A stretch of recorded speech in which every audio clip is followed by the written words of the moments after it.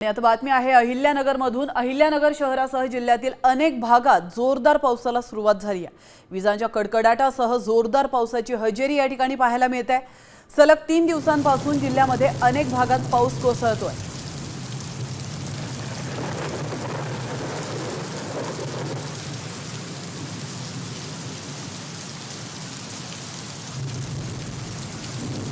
तर आपण या दृश्यांच्या माध्यमातून पाहू शकतो अहमदनगरमधली अहिल्यानगरमधली ही दृश्य आहे। शहरासह जिल्ह्यातील अनेक भागात जोरदार पावसाचा तडाखा या ठिकाणी पाहायला मिळतोय।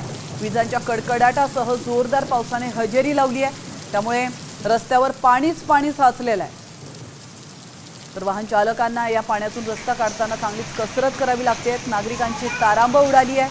अहिल्यानगरमध्ये मुसळधार पाऊस कोसळला आहे।